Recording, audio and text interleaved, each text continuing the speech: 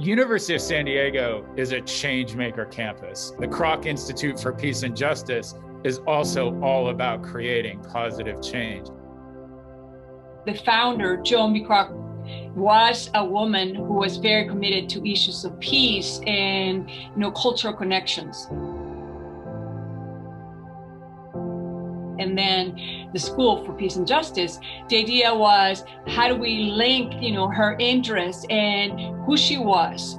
And one component, which is very important in peace building, is gender. And how do we do that? And not just from an academic point of view, but women who are actually out there all over the world making a big difference. Women peacemakers see the world differently, and you have to include that perspective in everything you do, or you're just going to fail. These women are getting brought into key decision-making spaces where they're able to bring their local perspective, where they're able to bring those important, vital bits of information or huge pieces of information to shape how entities like the UN or US government are going about their peace-building work. Do you have in this university any sort of challenge that you as a student would like to address it? I'm kind of curious when you're talking about South Sudan and not having the things that we have here. We've been doing this for over 15 years, and really where it started was when we talked with women peacemakers around the world. We knew that the work they did was isolating. They often felt alone, and the work was hard. And to create that opportunity, that space for them to take a break, for them to reflect, and for them to connect, we just found that it was really powerful. Imagine people who have lived years of violence, years of failed state, years of community disintegration.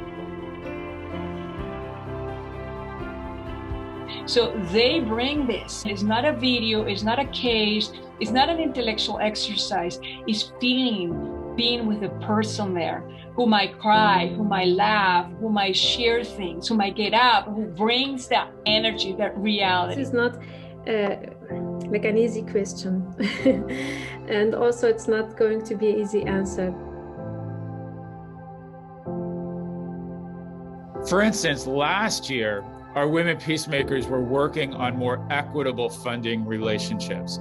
How can the international funder support them in a more equitable way? We just heard from our colleagues in Washington, D.C. that very issue and the messages that our women peacemakers delivered are being talked about right now. And even though we've heard similar stories, maybe in similar location, it's very different from hearing from a leadership perspective, some of the challenges that they may incur of running their organizations, whether they're talking about organizations specifically on countering violent extremism or leading organizations on the environment and climate issues.